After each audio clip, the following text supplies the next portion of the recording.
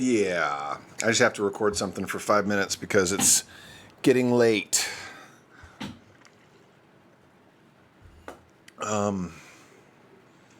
And does this sound okay? I think this sounds, when I listen to it back, I feel like it's a little harsh. It's a little hard. Like the audio is a little too like crisp. You know, there's like no ambience to it. So maybe if I get back here a little bit,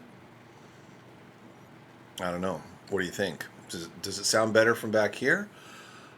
Or does it really sound good, like up close, if you know what I mean? Up close and personal.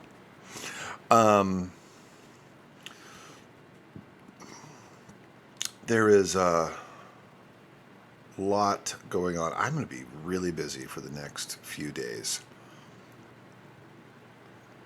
Yeah, super busy. Just give you a couple things from today.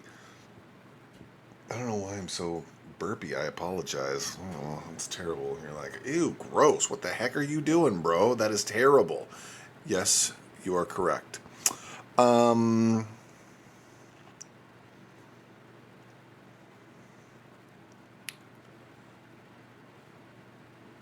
Couple things.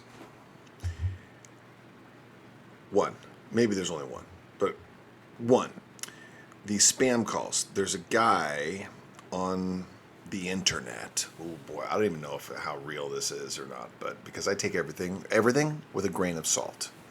Everything with a grain of salt on the internet. Everything, because some things are real, some things are not. Most things are right in between, because let's see, if I really told you what was happening in my life, that would not be, it's not for public consumption, right?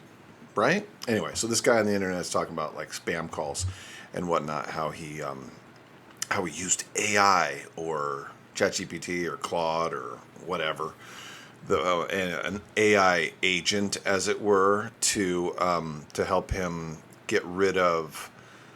He said turn $25 into $1,500. It's like, well, okay, there was probably a little more to it, and it was probably a lot more work than what he made it sound. But there are ways. Tell you what, I'll just switch it to.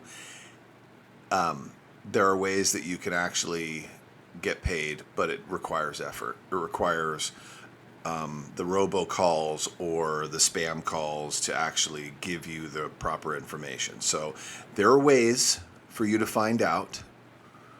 There are ways for you to make money from robocalls or from the breaking of the, I don't know, FAA. I don't even know what the heck it is, but anyway, if you are not on the do not call list, I found two of the phone numbers that I own, even though my kids' phone numbers, I still own them because I'm paying for them. And someday that might be my greatest accomplishment, is when they take their phone numbers and go off into the world paying for their own cell phone, and everybody like, dang man, why do we have to pay so much for a cell phone? And they have had it so easy. Anyway, I found two of my phone numbers were not on the federal do not call list. So something you may want to just do a little checking into about whether your phone number is on the do not call list. I think there's probably a lot of rich people that, they pay for a private number or something like that, so they can't be called. But I would imagine that they probably still could be. Maybe not. I don't know. Do you know? If you know, then let me know. Seriously, let me know, because I don't know, that I think you can pay for a private number, but if like those lists still have your phone number, the phone number that you're using, or is it that rich people just change their phone number all the time because they don't want anybody calling them? Like Kevin Hart's phone number, Donald Trump's phone number, Kamala Harris's phone number. Like, they just go down to the AT&T store or Verizon or T-Mobile and say, hey, I'd like a phone number. I don't think that's how it works.